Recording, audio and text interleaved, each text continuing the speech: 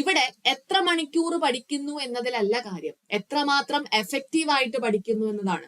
ചിലത് ഇപ്പൊ ഒരു 3 ടോപ്പിക് ഉണ്ടെങ്കിൽ ഈ ഒരു വ്യക്തി എന്ത് ചെയ്യും, ഈ 3 മണിക്കൂർ കൊണ്ട് പഠിച്ചു തീർക്കും. നമസ്കാരം, എല്ലാവർക്കും എൻട്രിയുടെ യൂട്യൂബ് ചാനലിലേക്ക് സ്വാഗതം. ഞാൻ ലക്ഷ്മി TS.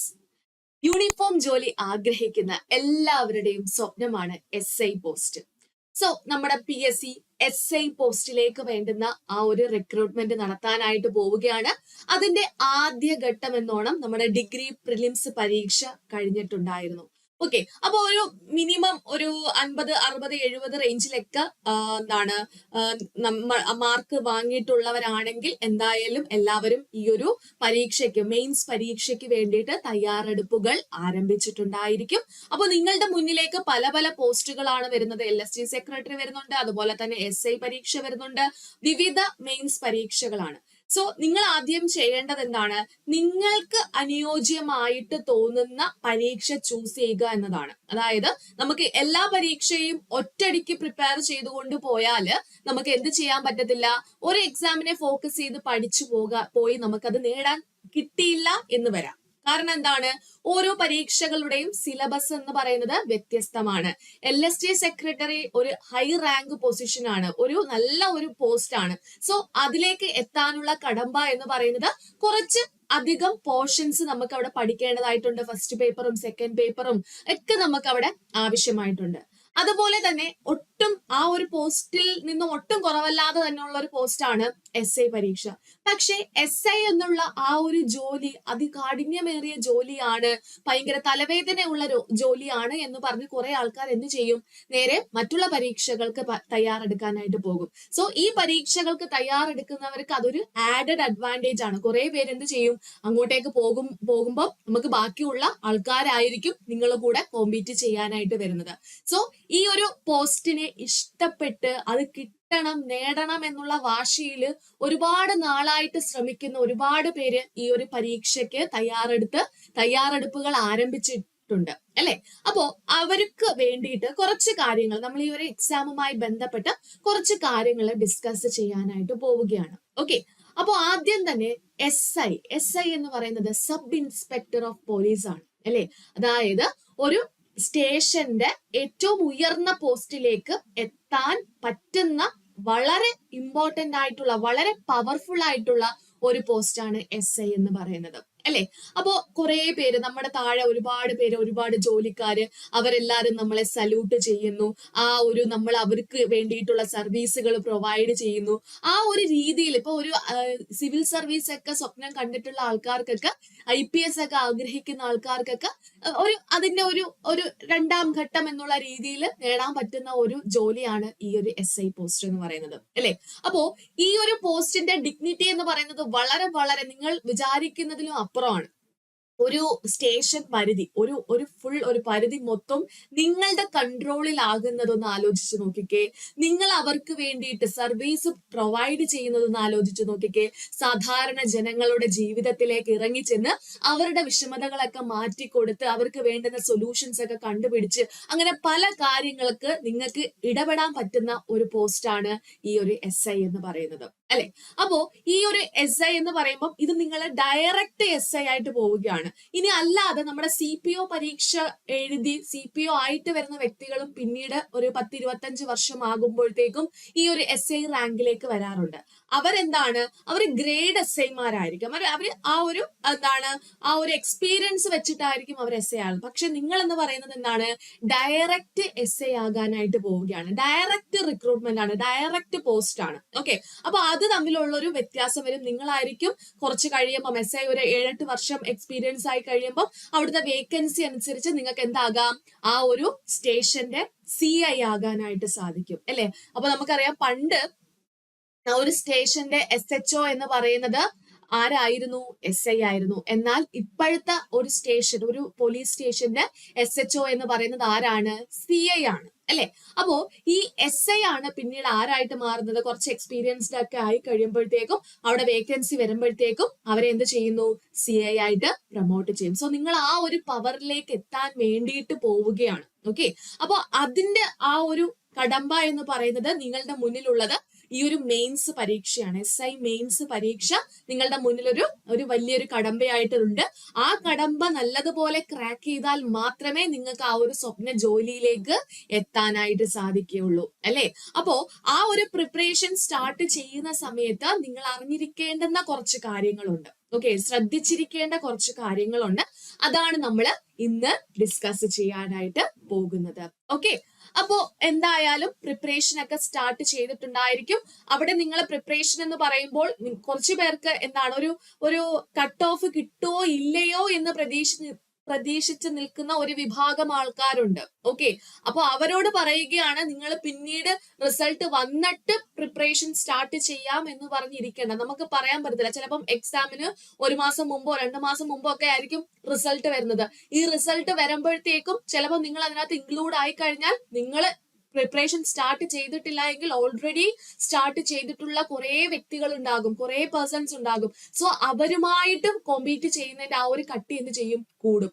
അതുകൊണ്ട് പറയുകയാണ്, ഇപ്പൊ കട്ട് ഓഫ് കിട്ടും കിട്ടില്ല എന്ന് പറഞ്ഞ ആ ഒരു രണ്ടിലും നടുക്ക് നിൽക്കുന്ന ആ ഒരു ടീം ഉണ്ടായിരിക്കുമല്ലോ, അവരോട് പറയുകയാണ്, നിങ്ങൾ എന്ത് ചെയ്യുക, നിങ്ങൾ ഒരു കട്ട് ഓഫ് നിങ്ങൾക്ക് എന്തായാലും ആൻസർ കീ നോക്കിയപ്പോൾ ഇത്ര ക്വസ്റ്റ്യൻസ് കിട്ടിയിട്ടുണ്ടാകും, നെഗറ്റീവ് വന്ന് കാണും. അപ്പൊ അതെല്ലാം ഒന്ന് കാൽക്കുലേറ്റ് ചെയ്ത് നിങ്ങൾ ഒരു ആവറേജ് മാർക്ക് കണ്ടുപിടിച്ചിട്ട് അത് ഓക്കെ ആണോ നിങ്ങൾക്ക് തന്നെ ചോദിക്കാം. നിങ്ങളുടെ പ്രീവിയസ് ഇയർ കട്ട് ഓഫ് ഒക്കെ എടുത്ത് നിങ്ങൾക്ക് ചൂസ് ചെയ്ത് നോക്കാം. അതുപോലെ തന്നെ നിങ്ങൾക്ക് അറിയാവുന്ന ഈ ഒരു പോസ്റ്റിലുള്ള വ്യക്തികളെടുത്ത് ചോദിക്കാം. അപ്പൊ അതേപോലെ ആ ഒരു രീതിയിൽ നിങ്ങളൊന്ന് ശ്രമിച്ചിട്ട് നിങ്ങൾ എന്ത് ചെയ്യുക, പ്രിപ്പറേഷൻ സ്റ്റാർട്ട് ചെയ്യുക എന്നതാണ് നിങ്ങൾ ഫസ്റ്റ് ചെയ്യേണ്ടുന്ന കാര്യം. ഇനി ഒരു 70-60 എബവ് ആയിട്ടുള്ളവരൊക്കെ ആണെങ്കിൽ നിങ്ങൾ എന്തായാലും ഓൾറെഡി എക്സാമിന് സ്റ്റാർട്ട് ചെയ്തിട്ടുണ്ടായിരിക്കും, പഠിച്ചു തുടങ്ങിയിട്ടുണ്ടായിരിക്കും. ഓക്കെ, അപ്പൊ നമ്മൾ LST സെക്രട്ടറിയുടെ കാര്യങ്ങളെല്ലാം നമ്മൾ നേരത്തെ ഒരു വീഡിയോയിൽ ഡിസ്കസ് ചെയ്തതായിരുന്നു. എന്തൊക്കെയാണ് സിലബസ്, എന്തൊക്കെയാണ് പഠിക്കാനുള്ളത്, പേപ്പർ 1 പേപ്പർ 2 പഠിക്കാനുള്ള കാര്യങ്ങളെല്ലാം നമ്മൾ ഓൾറെഡി ഡിസ്കസ് ചെയ്തിട്ടുണ്ടായിരുന്നു. കുറെ ആൾക്കാർ ഇപ്പൊ ആ ഒരു LST സെക്രട്ടറിക്ക് വേണ്ടിയിട്ടുള്ള ആ ഒരു കോഴ്സിൽ പഠിച്ചു തുടങ്ങിയിട്ടുണ്ട്. ഓൾറെഡി നമ്മൾ ആപ്പിൽ തന്നെ ഒരുപാട് കുട്ടികൾ ആ ഒരു പഠനം നല്ല സീരിയസ് ആയിട്ട് തന്നെ സ്റ്റാർട്ട് ചെയ്തിട്ടുണ്ട്. ഇനി നമ്മളുടെ ആ ഒരു സ്റ്റാർട്ടിങ് എന്ന് പറയുന്നത് SI പോസ്റ്റ് ആണ് അല്ലെ. അപ്പോ SI എന്ന് പറയുമ്പോൾ നമുക്കറിയാം, നമ്മളുടെ ആ ഒരു മെയിൻസ് പരീക്ഷ നമ്മൾ പ്രതീക്ഷിക്കുന്നത് ആ ഒരു സെപ്റ്റംബർ മാസത്തിലാണ്. അതായത് നമുക്കിപ്പോ ജൂൺ മാസമായി അല്ലെ, ജൂൺ തുടങ്ങിയതേ ഉള്ളൂ. ജൂൺ, ജൂലൈ, ഓഗസ്റ്റ്, ഒരു 3 മാസമാണ് നമ്മുടെ മുമ്പിൽ ഉള്ള ആ ഒരു സമയം എന്ന് പറയുന്നത്. സോ ഇതിനിടയ്ക്കായിട്ടായിരിക്കും, 3 മാസത്തിനിടയ്ക്കായിട്ടായിരിക്കും നമ്മളുടെ റിസൾട്ട്, ഡിഗ്രി പ്രിലിംസിന്റെ റിസൾട്ട് വരുന്നത്. അപ്പോ ആ റിസൾട്ട് വന്നിട്ട് ഞാൻ പഠിച്ചു തുടങ്ങാം എന്നും പറഞ്ഞ് ആരും ഇരിക്കേണ്ട. അങ്ങനെ ഇരുന്ന് കഴിഞ്ഞാൽ നിങ്ങൾ ഒരുപാട് പിന്നിലായി പോകത്തതേ ഉള്ളൂ. സോ ആ ഒരു 3 മാസം നല്ല എഫക്റ്റീവായിട്ട് നിങ്ങൾ ഇപ്പൊ തന്നെ നിങ്ങൾ എന്ത് ചെയ്യുക, ആ ഒരു പ്രിപ്പറേഷൻ സ്റ്റാർട്ട് ചെയ്യുക. ഓക്കെ, കഷ്ടപ്പെടുന്നവർക്ക് മാത്രമേ അതിന്റെ റിസൾട്ട് ഉണ്ടാവുകയുള്ളൂ. അല്ലാതെ അവസാനം പോയി ഞാൻ പഠിച്ചു തുടങ്ങാം എന്ന് പറഞ്ഞ് ആരെങ്കിലും ഇരുന്ന് കഴിഞ്ഞാൽ നിങ്ങൾ എന്ത് ചെയ്യും, അവസാനം ആ റാങ്കുകളുടെ താഴെയായിട്ട് വരത്തതേ ഉള്ളൂ. ഓക്കെ, അപ്പൊ എന്ത് ചെയ്യുക, ആദ്യം തന്നെ ഈ ഒരു 3 മാസമേ സമയമുള്ളൂ. ഈ 3 മാസത്തിനുള്ളിൽ നിങ്ങൾ എന്ത് ചെയ്യണം, ആ ഒരു സിലബസ്, നമുക്ക് PSC കറക്റ്റ് സിലബസ് തന്നിട്ടുണ്ട്. ഏതൊക്കെ ടോപ്പിക്കുകൾ പഠിക്കണം എന്ന് കൃത്യമായി നമ്മളോട് പറഞ്ഞിട്ടുണ്ട് അല്ലെ. അപ്പൊ ആ സിലബസ് നോക്കി കൃത്യമായിട്ട് നല്ല എഫക്റ്റീവ് ആയിട്ട് തന്നെ നിങ്ങൾ എന്ത് ചെയ്യണം, പ്രിപ്പറേഷൻ സ്റ്റാർട്ട് ചെയ്യേണ്ടതായിട്ടുണ്ട്. ഓക്കെ, അപ്പൊ സ്റ്റാർട്ട് ചെയ്തിട്ടുള്ളവരുണ്ടായിരിക്കും, സ്റ്റാർട്ട് ചെയ്യാൻ പോകുന്നവരുണ്ടായിരിക്കും. അപ്പൊ അവർക്ക് വേണ്ടിയിട്ട് നമുക്ക് സിലബസ് ഒന്ന് നോക്കാം. ഓക്കെ, സിലബസ് എന്തൊക്കെയാണ് നമുക്ക് പഠിക്കാനായിട്ടുള്ളത്, ഈ ഒരു എക്സാമിന് വേണ്ടിയിട്ട് നമുക്ക് എന്തൊക്കെയാണ് പഠിക്കാനായിട്ടുള്ളത്, അതിന്റെ മാർക്ക് ഡിസ്ട്രിബ്യൂഷൻ, അതാണ് വളരെ ഇമ്പോർട്ടന്റ്. നമ്മൾ പഠിക്കുന്നതോടൊപ്പം തന്നെ അത് എത്രത്തോളം ഇമ്പോർട്ടന്റ് ആയിട്ട് പഠിക്കണം എന്നുള്ളത് നോക്കാനായിട്ട് നമുക്കവിടെ മാർക്ക് ഡിസ്ട്രിബ്യൂഷൻ കൂടി ശ്രദ്ധിക്കേണ്ടതായിട്ടുണ്ട്. ഓക്കെ, അപ്പൊ ഇതാ നോക്കിക്കേ, നമുക്ക് ആദ്യം തന്നെ GK ആണ് അല്ലെ. GKക്കകത്ത് ഹിസ്റ്ററി ഉണ്ട്. ഹിസ്റ്ററി എന്ന് പറയുന്നത് വെറും 3 മാർക്ക് മാത്രമാണ്. ഓക്കെ, ജോഗ്രഫിക്കും എത്രയാണ്, 3 മാർക്കാണ്. എക്കണോമിക്സിനും 3 മാർക്കാണ്. എന്തായാലും ഡിഗ്രി പ്രിലിംസ് പരീക്ഷ എഴുതിയിട്ടിരിക്കുന്നവരാണ് നിങ്ങൾ അല്ലേ. അങ്ങനെയാണെങ്കിൽ ഉറപ്പായും നിങ്ങൾ ഹിസ്റ്ററിയും ജോഗ്രഫിയും എക്കണോമിക്സും ഒക്കെ പഠിച്ചിട്ട് തന്നെയാണ് നിങ്ങൾ ഡിഗ്രി പ്രിലിംസിന് പോയിട്ടുണ്ടാവുക അല്ലെ. അപ്പോ സെയിം ആ ഡിഗ്രി പ്രിലിംസിലുള്ള സെയിം സിലബസ് തന്നെയാണ് നമുക്ക് ഹിസ്റ്ററിയിലും ജോഗ്രഫിയിലും ഒക്കെ പഠിക്കാനായിട്ടുള്ളത്. അപ്പൊ ഓൾറെഡി പഠിച്ചിട്ടുള്ളവരാണെങ്കിൽ നിങ്ങൾക്ക് നിങ്ങൾ അത് നോക്കേണ്ട കാര്യമില്ല. ഹിസ്റ്ററിയും ജോഗ്രഫി എക്കണോമിക്സ് ഒന്നും തുടക്കത്തിൽ നിങ്ങൾ ഇപ്പൊ നോക്കേണ്ട കാര്യമില്ല.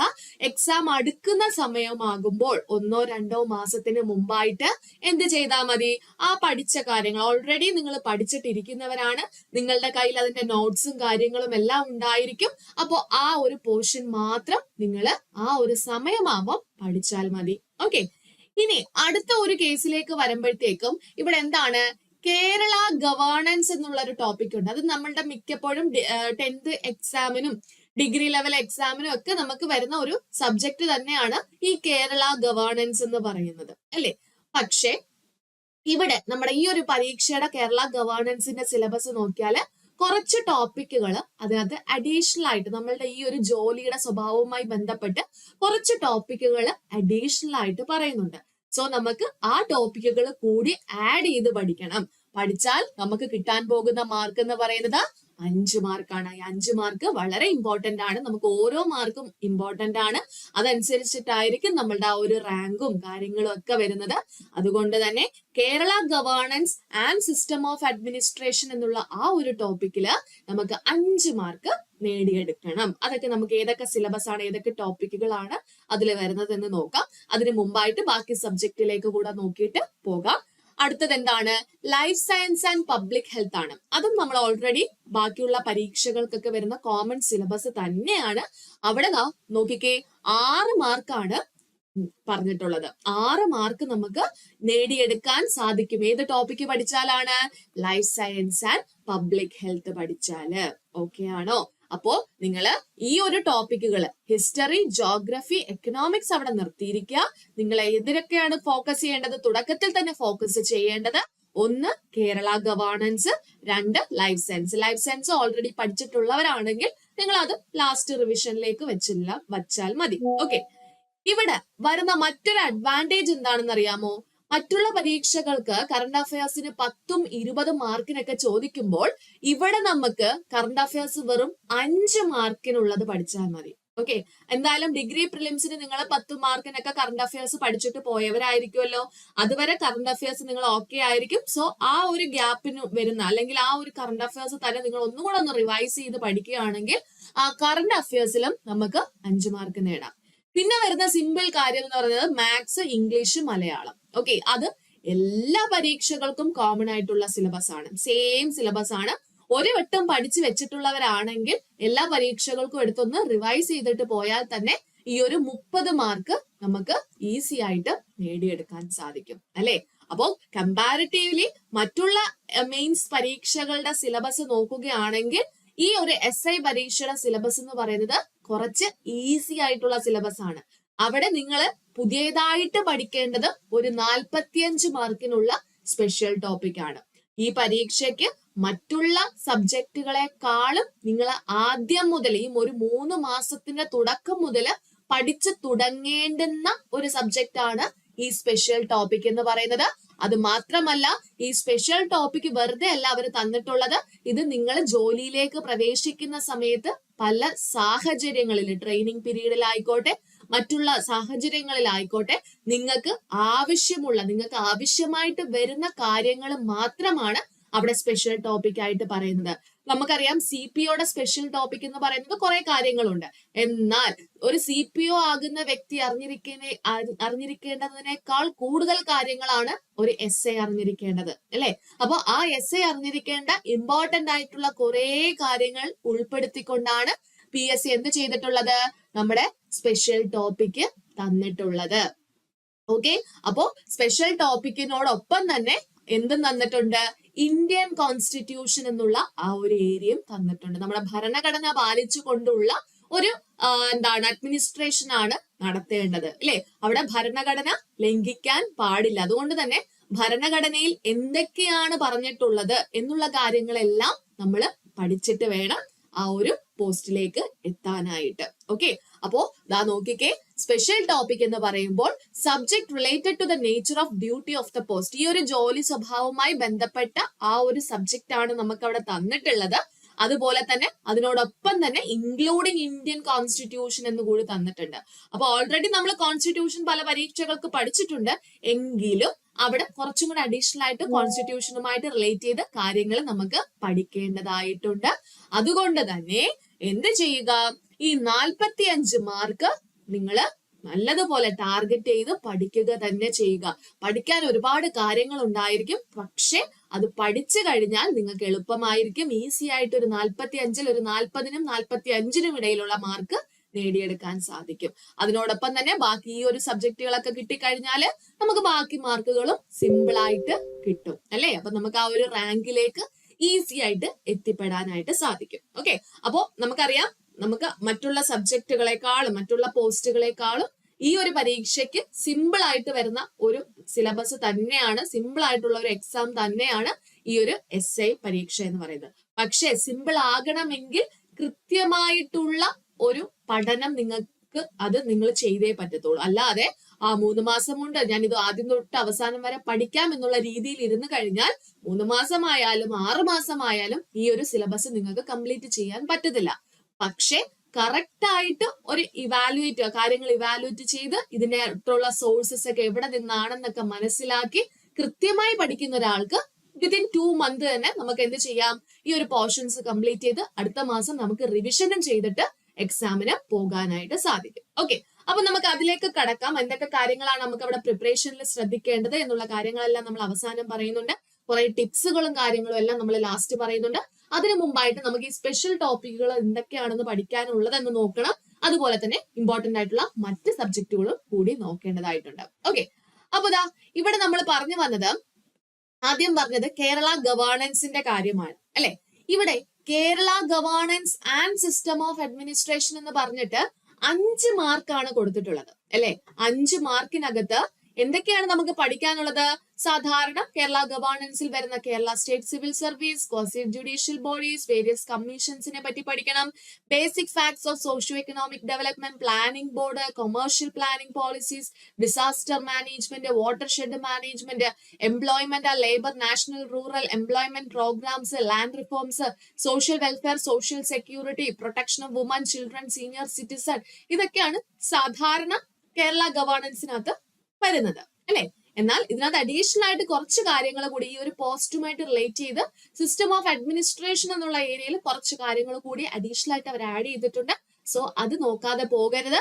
Population literacy, e governance, delegated legislation and its control, legislative and judicial control, constitutional law remedies against administrative arbitrariness, administrative discretion and its control, administrative adjudication, principles of natural justice, അങ്ങനെ കുറച്ച് additional ആയിട്ടുള്ള ആ ഒരു topic കൂടി നമുക്ക് ഈ ഒരു ഏരിയയിൽ പഠിക്കാനായിട്ടുണ്ട്. ഓക്കെ, അപ്പൊ ആ ഒരു ഏരിയ എല്ലാം നല്ലതുപോലെ കോൺസെൻട്രേറ്റ് ചെയ്ത് പഠിച്ചിട്ട് വേണം ആ 5 മാർക്ക് നമുക്ക് നേടിയെടുക്കാൻ. ഓക്കെ, ഇനി നമ്മൾ പോകുന്നത് നമ്മുടെ life science and public health ആണ്. അതും ഒരു 6 മാർക്ക്. അത് നമ്മളുടെ കോമൺ സിലബസ് തന്നെയാണ്. Basic facts of human body, vitamins and minerals, communicable diseases, welfare activities, അതുപോലെ കേരളത്തിലെ വെൽഫെയർ ആക്ടിവിറ്റീസ് ആണ്, life style diseases, basic health facts, എൻവയോൺമെന്റൽ ആൻഡ് എൻവയോൺമെന്റൽ ഹസാർഡ്സിനെ പറ്റിയിട്ട് പഠിക്കാനായിട്ടുണ്ട്. ഇതൊക്കെ കോമൺ ആയിട്ട് നമ്മൾ ബാക്കിയുള്ള പരീക്ഷകൾക്ക് പഠിക്കുന്ന കാര്യം തന്നെയാണ്. എന്നാൽ ഇവിടെ സ്പെഷ്യൽ ടോപ്പിക് ആണ് നമ്മൾ ഇവിടെ ശ്രദ്ധിച്ചിരിക്കേണ്ടത്. ഓക്കെ, അപ്പൊ നോക്കിക്കേ, സ്പെഷ്യൽ ടോപ്പിക് എന്ന് പറഞ്ഞിട്ട് 45 മാർക്കാണ് നമുക്ക് പറഞ്ഞിട്ടുള്ളത്.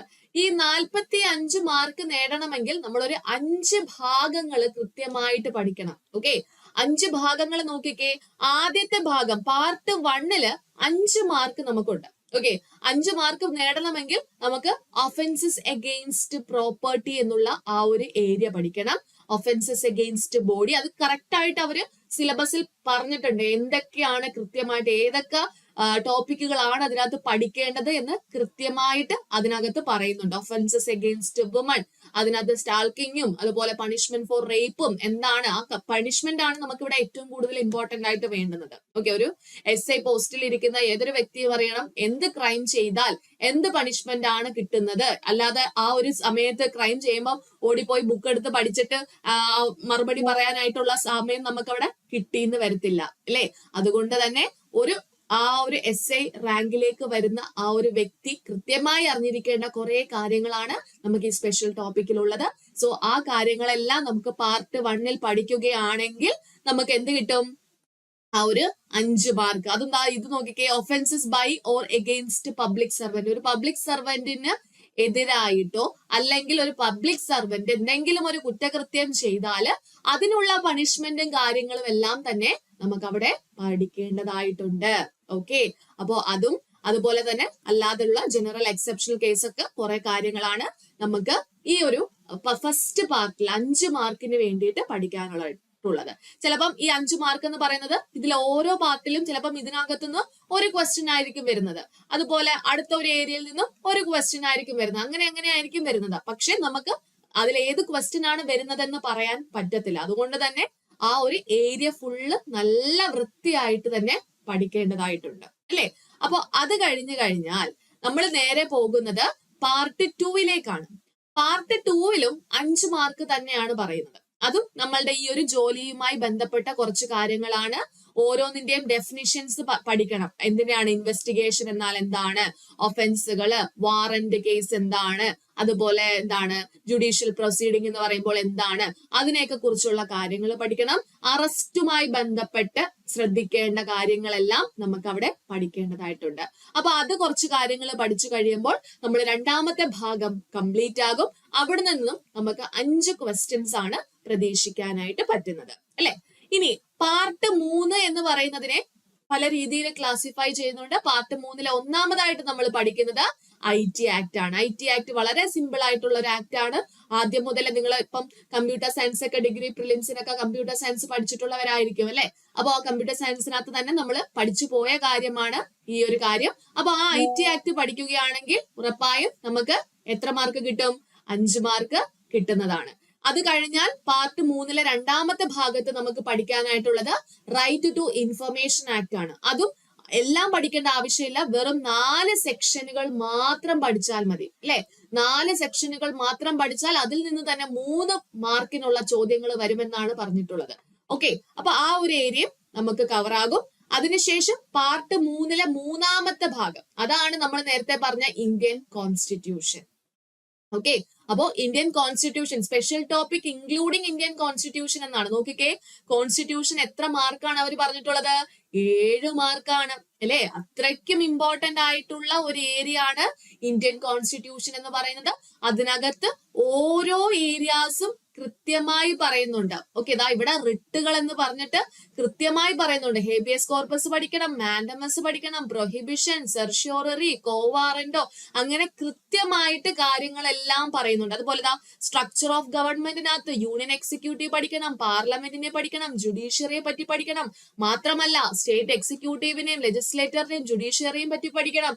അങ്ങനെ ഒരു ടോപ്പിക്കിനകത്ത് തന്നെ വരുന്ന ഇമ്പോർട്ടന്റ് ആയിട്ടുള്ള ഏരിയാസ് എല്ലാം തന്നെ കൃത്യമായുള്ള സിലബസ് നമുക്ക് തന്നിട്ടുണ്ട്.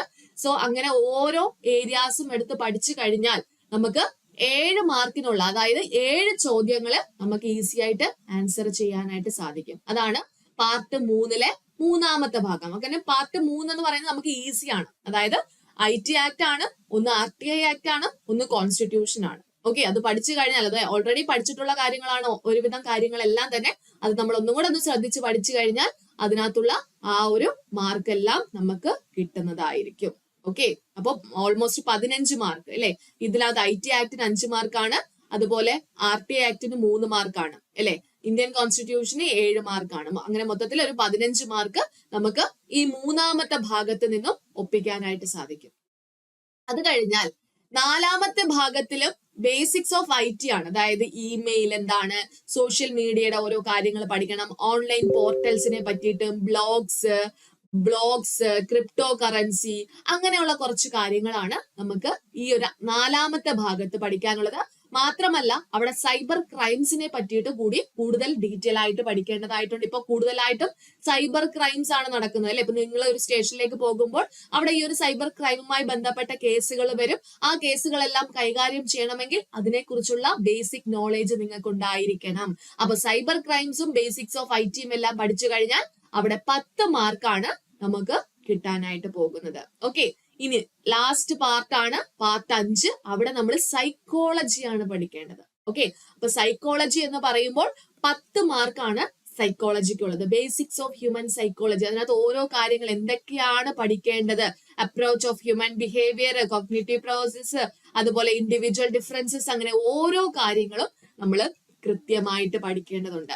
അപ്പോൾ ഈ ഒരു 45 മാർക്ക് നേടാനുള്ള ആ ഒരു ടൈം എന്ന് പറയുന്നത് നമുക്ക് വളരെ കുറവാണ്. അതായത് 3 മാസം കൊണ്ട് നമുക്ക് ഈ ഒരു 45 മാർക്കിനുള്ള സ്പെഷ്യൽ ടോപ്പിക്കും പഠിക്കണം, അതുപോലെ തന്നെ ബാക്കിയുള്ള ടോപ്പിക്കുകൾ കൂടി പഠിക്കേണ്ടതായിട്ടുണ്ട്.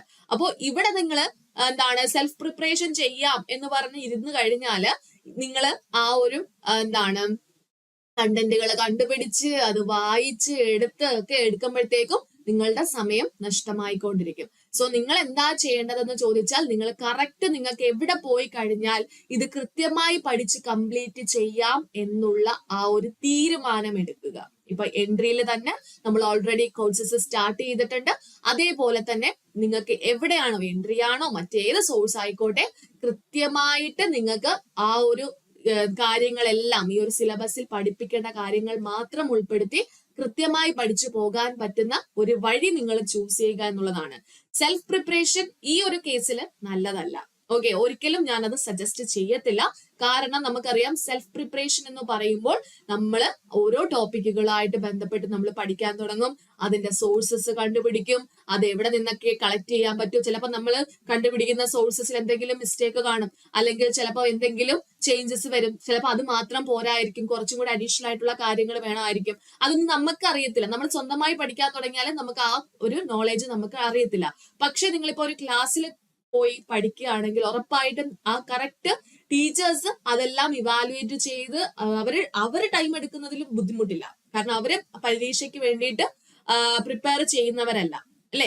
അപ്പൊ അവര് ടൈം എടുത്ത് നിങ്ങൾക്ക് മുന്നിലേക്ക് നിങ്ങൾക്ക് കറക്റ്റ് ആയിട്ടുള്ള ആ ഒരു പാറ്റേണിൽ നോട്ട്സും കാര്യങ്ങളും എല്ലാം സെറ്റ് ചെയ്ത് കറക്റ്റ് പാറ്റേൺ ക്ലാസ് നിങ്ങളുടെ മുന്നിലേക്ക് കൊണ്ടുവരും. സോ നിങ്ങൾക്ക് ആ ഒരു ടൈം, ആ ക്ലാസ് കേൾക്കുന്ന സമയം മാത്രം മതി നിങ്ങൾക്ക് ഓരോ ടോപ്പിക്കുകൾ പഠിച്ചു പോകാനായിട്ട്. അല്ലാതെയുള്ള ആ ഒരു സമയങ്ങളെല്ലാം നിങ്ങൾക്ക് അവിടെ സേവ് ചെയ്യാനായിട്ട് സാധിക്കുന്നതാണ്. സോ ഈ ഒരു പ്രിപ്പറേഷൻ തുടങ്ങുമ്പോൾ ആദ്യം തന്നെ പറയുകയാണ്, നിങ്ങൾ കറക്റ്റ് പഠിക്കേണ്ട സ്പോട്ട് കണ്ടെത്തുക. എവിടെ പോയാണ് പഠിക്കേണ്ടത്, എവിടെ നിന്നാണ് തുടങ്ങേണ്ടത് എന്നുള്ള ആ ഒരു സ്പോട്ട് നിങ്ങൾ കണ്ടുപിടിച്ചിട്ട് പ്രിപ്പറേഷൻ സ്റ്റാർട്ട് ചെയ്യുക. പ്രിപ്പറേഷൻ സ്റ്റാർട്ട് ചെയ്യുമ്പോൾ ഓരോ സമയവും നമ്മളുടെ മനസ്സിൽ വേണം കുറച്ച് സമയം മാത്രമേ ഉള്ളൂ. ഓക്കെ, ഓൾമോസ്റ്റ് ഇപ്പൊ ഒരു 100 ദിവസം നിങ്ങൾ സമയം കണ്ടെത്തുകയാണെങ്കിൽ, ഒരു 100 ദിവസം പോയിക്കോട്ടെ, ഇപ്പൊ 3 മാസം എന്ന് പറയുമ്പോൾ ഒരു 100 ദിവസം കിട്ടുമെന്നുള്ള ആ ഒരു 100 ദിവസത്തേക്കുള്ള ആ ഒരു പ്രിപ്പറേഷനേ ഉള്ളൂ. ആ സമയത്തിനുള്ളിൽ നിങ്ങൾക്ക് ഇത്രയും പോർഷൻസ് കംപ്ലീറ്റ് ചെയ്യണം എന്നുള്ള ആ ഒരു ബോധ്യത്തോടെ ആയിരിക്കണം നിങ്ങൾ പഠിച്ചു തുടങ്ങേണ്ടത്. അല്ലാതെ ഒന്നേന്നും പറഞ്ഞിരുന്ന് സമയം പോയിക്കൊണ്ടിരിക്കും, നിങ്ങൾ അറിയത്തില്ല, നിങ്ങൾ തന്നെ ഇരുന്ന് പഠിക്കും. ഓരോരോ ദിവസങ്ങൾ കഴിഞ്ഞു പോകുമ്പോൾ നിങ്ങളുടെ ടോപ്പിക്സ് അവിടെ നീങ്ങി പതുക്കെ ലാമ എഴയുന്ന പോലെ എഴഞ്ഞ് നീങ്ങത്തതേ ഉള്ളൂ. അവിടെ നിങ്ങൾക്ക് സമയവും നഷ്ടമാകും. പിന്നീട് എക്സാം ആകുമ്പോഴത്തേക്കും പോർഷൻസ് ഒക്കെ ഒരുപാട് കംപ്ലീറ്റ് ചെയ്യാൻ കാണും. അങ്ങനെ ടെൻഷൻ കൂടും. അങ്ങനെ മൊത്തത്തിൽ പരീക്ഷ കൊണ്ടുപോയി നശിപ്പിക്കും. അതുകൊണ്ട് പറയുന്നു, ഇപ്പൊ തന്നെ ഇപ്പൊ ക്ലാസ് കേട്ട് കഴിഞ്ഞു, അത് കഴിഞ്ഞാൽ നിങ്ങൾ ആ ഒരു പ്രിപ്പറേഷനുള്ള ആ ഒരു കാര്യങ്ങൾ സ്റ്റാർട്ട് ചെയ്യുക. അവസാനത്തേക്ക് വേണ്ടി വെക്കരുത്. ഓക്കെ, കയ്യാലപ്പുറത്ത് നിൽക്കുന്ന ആൾക്കാരാണെങ്കിൽ പോലും, കിട്ടില്ല എന്ന പ്രതീക്ഷയിൽ നിൽക്കുന്നവരാണെങ്കിൽ പോലും നിങ്ങൾ എന്ത് ചെയ്യുക, ഇപ്പോഴേ പഠിച്ചു തുടങ്ങുക. ഓക്കെ, പഠിക്കുന്ന കാര്യങ്ങൾ ഒരിക്കലും വെറുതെ ആകത്തില്ല. ഇപ്പൊ നിങ്ങൾ ഇന്ത്യൻ കോൺസ്റ്റിറ്റ്യൂഷൻ തുടങ്ങി കഴിഞ്ഞാൽ ഇനിയിപ്പം ആ ഒരു കട്ട് ഓഫിൽ കിട്ടിയില്ല എങ്കിൽ പോലും നിങ്ങൾക്ക് മറ്റുള്ള പരീക്ഷയ്ക്ക് ഉപകരിക്കും. ഹിസ്റ്ററി ആയിക്കോട്ടെ, സൈബർ ക്രൈംസ്, സൈബർ ലോസ് ഒക്കെ ആയിക്കോട്ടെ, ഇതെല്ലാം നിങ്ങൾക്ക് പിന്നീടും ആവശ്യമുള്ള കാര്യമാണ്. അതുകൊണ്ട് ഈ പോസ്റ്റ് കിട്ടത്തില്ല എന്ന് പറഞ്ഞ് ആരും അത് പ്രിപ്പറേഷൻ തുടങ്ങാതിരിക്കണ്ട. ഓക്കെ, അപ്പോ നമ്മളുടെ ഈ കാര്യങ്ങളെല്ലാം നിങ്ങൾക്ക് ഇപ്പൊ മനസ്സിലായെന്ന് കരുതുന്നു. എന്തൊക്കെയാണ് പഠിക്കേണ്ടത്, എന്തൊക്കെ കാര്യങ്ങളാണ് ശ്രദ്ധിക്കേണ്ടത് എന്നുള്ള കാര്യം മനസ്സിലായെന്ന് കരുതുന്നു. എങ്കിൽ നമുക്കിപ്പോ ഒരാള് പഠിക്കാനായിട്ട് തുടങ്ങുകയാണ്. എങ്ങനെ പഠിക്കണം, എന്ത് പഠിക്കണം എന്നൊന്നും അറിഞ്ഞുകൂടാതിരിക്കുന്നവരാണെങ്കിൽ ജസ്റ്റ് കുറച്ച് കാര്യങ്ങൾ പറയാം. ഓക്കെ, ഫസ്റ്റ് ഓഫ് ഓൾ നിങ്ങൾ ചെയ്യേണ്ടുന്നത്, ചിലപ്പം ജോലിക്ക് പോകുന്നവരുണ്ടായിരിക്കാം, അല്ലാതെ ഫുൾ ടൈം ഇതിനു വേണ്ടി പ്രിപ്പയർ ചെയ്യുന്നവരുണ്ടായിരിക്കാം. അപ്പൊ ഓരോരുത്തരുടെയും സമയം, പഠിക്കാനുള്ള സമയം എന്ന് പറയുന്നത് വ്യത്യാസമാണ്. ചിലവർക്ക് 12 മുതൽ 13 മണിക്കൂർ വരെയൊക്കെ ഇരുന്ന് പഠിക്കാൻ പറ്റും. ചിലവർക്ക് 6ഉം 7ഉം മണിക്കൂർ മാത്രമേ പഠിക്കാൻ പറ്റത്തുള്ളൂ. ചിലവർക്കാണെങ്കിൽ 2ഉം 3ഉം മണിക്കൂർ മാത്രമേ പഠിക്കാൻ പറ്റത്തുള്ളൂ. ഇവിടെ എത്ര മണിക്കൂർ പഠിക്കുന്നു എന്നതിലല്ല കാര്യം, എത്രമാത്രം എഫക്റ്റീവ് ആയിട്ട് പഠിക്കുന്നു എന്നതാണ്. ചിലത് ഇപ്പൊ ഒരു 3 ടോപ്പിക് ഉണ്ടെങ്കിൽ ഈ ഒരു വ്യക്തി എന്ത് ചെയ്യും, ഈ 3 മണിക്കൂർ കൊണ്ട് പഠിച്ചു തീർക്കും. എന്നാൽ ചിലർ എന്ത് ചെയ്യും, 12 മണിക്കൂറൊക്കെ ഇരുന്നായിരിക്കും ഈ ഒരു 3 ടോപ്പിക്കുകൾ കംപ്ലീറ്റ് ചെയ്യുന്നത്. സോ ആ ഒരു ഡിഫറൻസ് സമയത്തിലല്ല നമുക്ക് അവിടെ എന്താണ് ഇമ്പോർട്ടൻസ് കൊടുക്കേണ്ടത്, നമ്മൾ ആ പഠിക്കുന്ന കണ്ടന്റിലും അതുപോലെ തന്നെ പഠിച്ച് റിവൈസ് ചെയ്ത് മാറ്റുക എന്നുള്ള ആ ഒരു പ്രോസസ്സിനാണ് നമ്മൾ ഇമ്പോർട്ടൻസ് കൊടുക്കേണ്ടത്. അപ്പോൾ ആദ്യം ചെയ്യേണ്ടുന്ന കാര്യം, നിങ്ങൾക്ക് എത്ര സമയം കിട്ടുമെന്ന് പറഞ്ഞ് നിങ്ങൾ തന്നെ ഒന്ന് ഇവാലുവേറ്റ് ചെയ്യുക. ഇപ്പൊ ഒരാൾക്ക് കാൽക്കുലേറ്റ് ചെയ്യാം, ഞാൻ ഇത്ര മണിക്ക് എണീക്കുന്ന ഒരാളാണ്, 4 മണിക്ക് എണീക്കും, 4 മണി തൊട്ട് എനിക്കൊരു 7 മണി വരെ പഠിക്കാൻ പറ്റും. അത് കഴിഞ്ഞ് അല്ലാതെ എന്തെങ്കിലും ജോലി ഉണ്ടെങ്കിൽ പിന്നെ ഒരു 10 മണി തൊട്ട് 12 മണി വരെ പഠിക്കാം. അങ്ങനെയൊക്കെ ഓരോരുത്തരുടെയും ഡിപ്പെൻഡ് ചെയ്തായിരിക്കും അവരുടെ ഓരോ കാൽക്കുലേഷനും വരുന്നത്. അപ്പൊ ആ ഒരു സമയം നിങ്ങൾ കണ്ടെത്തുക. അതിനുശേഷം നിങ്ങളുടെ മനസ്സിലാക്കി വെച്ചിരിക്കേണ്ടത് ഈ ഒരു 100 ദിവസം അല്ലെങ്കിൽ പോട്ടെ ഒരു 90 ദിവസത്തേക്ക് വേണ്ടുന്ന ഒരു ടൈം ടേബിൾ സെറ്റ് ചെയ്യുക. ഓക്കെ, ടൈം ടേബിൾ സെറ്റ് ചെയ്യുന്ന സമയത്ത് നിങ്ങൾ കൃത്യമായി മനസ്സിലാക്കിയിരിക്കണം നിങ്ങൾക്ക് ബുദ്ധിമുട്ടുള്ള സബ്ജക്റ്റുകൾ. ഇപ്പം നമുക്ക് ഈ ഒരു പരീക്ഷയിൽ നമുക്ക് ഏറ്റവും കൂടുതൽ ഇമ്പോർട്ടൻസ് കൊടുക്കേണ്ടത് ആ 45 മാർക്കിനുള്ള സ്പെഷ്യൽ ടോപ്പിക്കിന് തന്നെയാണ്. അതുകൊണ്ട് തന്നെ ആദ്യത്തെ ക്ലാസ് മുതൽ അല്ലെങ്കിൽ ആദ്യത്തെ ദിവസം മുതൽ സ്പെഷ്യൽ ടോപ്പിക്കിലെ ഓരോ ടോപ്പിക്കുകൾ എടുത്ത് പഠിച്ചു തുടങ്ങാനായിട്ട് ശ്രമിക്കുക. ഈ സ്പെഷ്യൽ ടോപ്പിക്കിനോടൊപ്പം തന്നെ ബാക്കിയുള്ള ടോപ്പിക്കുകൾ കൂടി പഠിച്ചു പോകാനായിട്ട് ശ്രമിക്കുക. അപ്പൊ ഇമ്പോർട്ടൻസ് കൊടുക്കേണ്ടത് എവിടെയാണ്, സ്പെഷ്യൽ ടോപ്പിക്കിനാണ്. വെറുതെയാണ് നമുക്ക് 45 മാർക്കൊക്കെ സിമ്പിൾ ആയിട്ട് കാണുമ്പോൾ നമുക്ക് വലിയ സിലബസ് ഒക്കെ ആണെന്ന് തോന്നും. പഠിക്കുമ്പോഴും ആദ്യം കേൾക്കുമ്പോൾ ചെറിയൊരു സമയമൊക്കെ എടുത്തായിരിക്കും നമ്മൾ മനസ്സിലാക്കുന്നത്. പക്ഷെ മനസ്സിലാക്കി കഴിഞ്ഞു കഴിഞ്ഞാൽ സിമ്പിൾ ആയിട്ട് നമുക്ക് ക്വസ്റ്റ്യൻ പേപ്പർ കിട്ടിയാൽ ഈസി ആയിട്ട് ആൻസർ ചെയ്യാം. അവിടെ കൺഫ്യൂഷൻ ആക്കുന്ന രീതിയിൽ ക്വസ്റ്റ്യൻ വരത്തില്ല, സിമ്പിൾ ആയിട്ട് ആൻസർ ചെയ്ത് പോകാനായിട്ട് സാധിക്കും. ഓക്കെ, അപ്പൊ എന്ത് ചെയ്യണം, ഈ ഒരു 45 മാർക്കിനുള്ള സ്പെഷ്യൽ ടോപ്പിക്ക് ആദ്യം മുതൽ തന്നെ പ്രിപ്പറേഷൻ സ്റ്റാർട്ട് ചെയ്യുക. അതിനോടൊപ്പം അഡീഷണൽ ആയിട്ട് വരുന്ന കോൺസ്റ്റിറ്റ്യൂഷൻ, അതുപോലെ തന്നെ നമ്മുടെ കേരള ഗവേണൻസ്, അതിലെ ഓരോ ടോപ്പിക്കുകൾ ഓരോ ദിവസം തന്നെ ആയിട്ട് അവർ കാൽക്കുലേറ്റ് ചെയ്ത് കംപ്ലീറ്റ് ചെയ്ത് പോകാനായിട്ട് ശ്രമിക്കുക. ഓക്കെ, അങ്ങനെ കംപ്ലീറ്റ് ചെയ്ത് പോകുമ്പോഴത്തേക്കും ഒരു 2 മാസം കൊണ്ട് തന്നെ നമുക്ക് ഈ ഒരു സിലബസ് ഫുള്ളി കവർ ചെയ്ത് കൃത്യമായി പഠിക്കുന്നവരാണെങ്കിൽ, ആദ്യത്തെ ആ ഒരു ഉണർവ് അവസാനം കൊണ്ടുപോകുന്ന ആളാണെങ്കിലും എന്ത് ചെയ്യാം, ഈ 2 മാസം കൊണ്ട് ഈ ഒരു ടോപ്പിക്ക് നമുക്ക് തീർക്കാനായിട്ട് സാധിക്കും. അടുത്ത ആ ഒരു മാസം എന്ന് പറയുന്നത് നിങ്ങൾ റിവിഷനിലേക്ക് എടുത്തു വെക്കുകയാണെങ്കിൽ എന്തായാലും റിവിഷൻ ചെയ്തിട്ട് പോകുന്നവർക്കായിരിക്കും ഏറ്റവും കൂടുതൽ മാർക്ക് കിട്ടുന്നത്. അത് ആരെടുത്ത് ചോദിച്ചാലും പറയും. ഇപ്പൊ ഒന്നേന്ന് പറഞ്ഞ് പഠിച്ചിട്ട് നേരെ പോയി പരീക്ഷ എഴുതുന്നവരെക്കാളും ഒരു കുറച്ച് മാർക്കെങ്കിലും കൂടുതൽ കിട്ടുന്നത് പഠിച്ച കാര്യങ്ങൾ റിവൈസ് ചെയ്ത് പോകുന്നവരായിരിക്കും. അപ്പോൾ ആദ്യം തന്നെ നിങ്ങൾ ആ ഒരു റിവിഷൻ പാറ്റേൺ ഫോളോ ചെയ്യുകയാണെങ്കിൽ നിങ്ങൾക്കത് പിന്നീട് എക്സാമിന് നല്ല യൂസ്ഫുൾ ആയിരിക്കും. ഇന്ന് പഠിക്കുന്ന കാര്യങ്ങൾ നാളെ ഒരു മണിക്കൂറോ അല്ലെങ്കിൽ അരമണിക്കൂറോ എടുത്ത് നിങ്ങളൊന്ന് റിവൈസ് ചെയ്തിട്ട് പുതിയ കാര്യങ്ങൾ പഠിക്കാൻ ശ്രമിക്കുകയാണെങ്കിൽ, അങ്ങനെ ഓരോ ദിവസവും അങ്ങനെ ഫോളോ ചെയ്ത് പോവുകയാണെങ്കിൽ ഉറപ്പായിട്ടും പഠിച്ച കാര്യങ്ങൾ നമ്മുടെ മനസ്സിൽ നിൽക്കുകയും ചെയ്യും. ബുദ്ധിമുട്ടായിട്ട് തോന്നുന്ന കാര്യങ്ങൾ ഇങ്ങനെ റിവൈസ് ചെയ്ത് പോകുമ്പോഴത്തേക്കും അത് നമ്മളുടെ മനസ്സിൽ പതിഞ്ഞിരുന്ന് നമുക്ക് കൃത്യമായിട്ട് ആൻസറിലേക്ക് എത്താനായിട്ടും സാധിക്കും. അപ്പോൾ ടൈം ടേബിൾ സെറ്റ് ചെയ്യുക എന്നുള്ളത് വളരെ ഇമ്പോർട്ടന്റ് ആണ്. അല്ലാതെ ഞാൻ ഇന്നങ്ങ് പഠിച്ചു തുടങ്ങുമെന്ന് പറഞ്ഞ് ആരും ഇരിക്കേണ്ട. അപ്പോൾ കൃത്യമായിട്ടുള്ള ഒരു ടൈം ടേബിൾ, ഇപ്പൊ നിങ്ങൾക്ക് തന്നെ നിങ്ങളുടെ സമയം അനുസരിച്ച് ഇന്ന ടോപ്പിക്കുകൾ അല്ലെങ്കിൽ വേണ്ട ഇത്രയും ദിവസത്തേക്ക് ഒറ്റയടിക്ക് ടൈം ടേബിൾ സെറ്റ് ചെയ്യേണ്ട. നിങ്ങൾ ഒരാഴ്ചത്തേക്കുള്ള time table Monday, Tuesday, Wednesday എന്ന് പറഞ്ഞ് മാത്രം ഓരോ ദിവസത്തെ ടൈം ടേബിൾ മാത്രം ഒരാഴ്ചയിൽ ആദ്യമേ ചെയ്യുക. ആ ആഴ്ച കഴിയുമ്പോഴത്തേക്കും അടുത്ത ആഴ്ചയിൽ അങ്ങനെ ചെയ്തു പോയാലും നിങ്ങൾക്ക് ആ ഒരു ഫോളോ ചെയ്ത് പോകാനായിട്ട് സാധിക്കും. അതുപോലെ രണ്ടാമതായിട്ട് ചെയ്യേണ്ട കാര്യം, നമ്മുടെ ഈ ഒരു സിലബസ് എന്ത് ചെയ്യുക, പ്രിന്റ് എടുത്ത് വെക്കുക. ഓക്കെ, പ്രിന്റ് എടുത്ത് വെക്കുക. ആ സിലബസ് കാണുമ്പോൾ തന്നെ കണ്ട് തന്നെ നമുക്ക് അത് പഠിക്കാനുള്ള ഒരു തോന്നൽ വരും. ഓക്കെ, അല്ലാതെ നമ്മൾ നെറ്റിൽ നോക്കി ഫോണിൽ നോക്കി ഇന്ന ടോപ്പിക്കാണെന്ന് പറഞ്ഞ് എടുത്തൊക്കെ ഇരുന്ന് കഴിഞ്ഞാൽ നമുക്ക് എത്രമാത്രം നമ്മൾ കംപ്ലീറ്റ് ചെയ്ത് പോകുന്നുണ്ട് എന്നുള്ള ബോധ്യമൊന്നും നമുക്ക് വരത്തില്ല. പകരം നിങ്ങൾ അതൊന്ന് പ്രിന്റ് എടുത്ത് നിങ്ങളിപ്പോ പഠിച്ചു തീരുന്ന ടോപ്പിക്കുകളൊന്ന് അണ്ടർലൈൻ ചെയ്ത് പോവുകയാണെങ്കിൽ ബാക്കി ഇത്രയും ടോപ്പിക്കുകളേ ഉള്ളൂ, ബാക്കി ഇത്രയേ ഉള്ളൂ എന്നൊക്കെ പറഞ്ഞ് നമുക്ക് പഠിച്ചു പോകാനായിട്ട് സാധിക്കും. അത് കംപ്ലീറ്റ് ചെയ്യാനുള്ള ഒരു ത്വര നമ്മളുടെ മനസ്സിൽ വരും. ഓക്കെ, അപ്പൊ ആ ഒരു രീതിയിൽ പ്രിന്റ് എടുത്ത് തന്നെ നിങ്ങൾ സിലബസ് പ്രിന്റ് എടുത്ത് തന്നെ ആ ഒരു പ്രിപ്പറേഷൻ സ്റ്റാർട്ട് ചെയ്യാനായിട്ട് ശ്രമിക്കുക. അതുപോലെ ഇമ്പോർട്ടന്റ് ആയിട്ടുള്ള സബ്ജക്റ്റിൽ കൂടുതൽ കോൺസെൻട്രേഷൻ കൊടുക്കുക. ഓക്കെ, ഓൾറെഡി മാത്സും ഇംഗ്ലീഷും മലയാളവും ഹിസ്റ്ററിയും ജോഗ്രഫിയും ഒക്കെ പഠിച്ചിട്ടിരിക്കുന്നവരാണെങ്കിൽ അത് നിങ്ങൾ ലാസ്റ്റ് റിസൾട്ട് ഒക്കെ വന്നതിന് ശേഷം ആ ഒരു സമയത്ത് പ്രിപ്പറേഷൻ തുടങ്ങിയാൽ മതിയായിരിക്കും. അതിനു മുമ്പ് എത്രയും പെട്ടെന്ന് തന്നെ നമ്മുടെ ഈ ഒരു സ്പെഷ്യൽ ടോപ്പിക്ക് പഠിച്ചു തീർക്കാനായിട്ട് ശ്രമിക്കാം. ഓക്കെ, സ്പെഷ്യൽ ടോപ്പിക്ക് പഠിക്കുമ്പോൾ പഠിച്ച കാര്യങ്ങൾ വീണ്ടും വീണ്ടും വീണ്ടും, അതും ആ സ്പെഷ്യൽ ടോപ്പിക്കിന് വേണ്ടി മാത്രം നിങ്ങൾ ഒരു ബുക്ക് എടുത്ത് വെക്കുക. ആ ബുക്കിനകത്ത് തന്നെ ഈ ടോപ്പിക്ക് മാത്രം നിങ്ങൾ അതിനകത്ത് എഴുതി എഴുതി പഠിക്കുകയാണെങ്കിൽ അത് മാത്രം റിവൈസ് ചെയ്ത് നിങ്ങൾക്ക് പോകാനായിട്ട് സാധിക്കും. ഓക്കെ, അപ്പൊ അങ്ങനെയുള്ള രീതിയിൽ നിങ്ങൾ ഈ ഒരു പ്രിപ്പറേഷൻ ഈ ഒരു ഇത് കൊണ്ടുപോവുകയാണെങ്കിൽ ഉറപ്പായിട്ടും നല്ല ഒരു മാർക്ക് ഈ ഒരു എക്സാമിന് നിങ്ങൾക്ക് നേടാനായിട്ട് സാധിക്കും. അപ്പോൾ നിങ്ങൾ പഠിക്കേണ്ടത് എവിടെയാണ്, എവിടെ നിന്ന് പഠിക്കണം, അതുപോലെ തന്നെ നല്ലൊരു ബുക്ക് നിങ്ങൾ വാങ്ങുകയാണെങ്കിൽ അതും നല്ലതായിരിക്കും. ഇപ്പൊ നമ്മളുടെ ഈ ഒരു SI മെയിൻസിന്റെ വിവിധ റാങ്ക് ഫയലുകൾ ഇറങ്ങിയിട്ടുണ്ട്. ആ റാങ്ക് ഫയലിൽ ഏതെങ്കിലും നല്ല ഒരു ബുക്ക്, അത് നല്ല റിവ്യൂ ഒക്കെ നോക്കിയിട്ട് അല്ലെങ്കിൽ ബുക്ക് സ്റ്റോളിൽ പോയി തന്നെ നിങ്ങൾ വാങ്ങാനായിട്ട് ശ്രമിക്കുക. വാങ്ങും, അത് ബുക്ക് കാണുമ്പോൾ നമുക്ക് മനസ്സിലാകും കാര്യങ്ങളെല്ലാം ഇൻക്ലൂഡഡ് ആണോ, കുറെ കാര്യങ്ങൾ ഉണ്ടോ ഇല്ലയോ എന്നൊക്കെ ഉള്ള കാര്യങ്ങൾ നിങ്ങൾക്ക് ആ ബുക്ക് കാണുമ്പോൾ തന്നെ മനസ്സിലാകും. അപ്പോൾ ഒരു ക്ലാസ്സും ചൂസ് ചെയ്യുക, പ്ലസ് ആ ഒരു ബുക്കും ചൂസ് ചെയ്ത് നല്ല ഒരു പ്രിപ്പറേഷൻ സ്റ്റാർട്ടിങ് തൊട്ട് തന്നെ തുടങ്ങുകയാണെങ്കിൽ ഉറപ്പായും നിങ്ങളുടെ ആ ഒരു സ്വപ്ന ജോലി നേടിയെടുക്കാനായിട്ട് സാധിക്കും. ഓക്കെ, അപ്പോ ഇത്രയും കാര്യങ്ങളാണ് നമുക്ക് ഈ ഒരു എക്സാമുമായിട്ട് റിലേറ്റ് ചെയ്ത് നിങ്ങളുമായിട്ട് സംസാരിക്കാനുള്ളത്.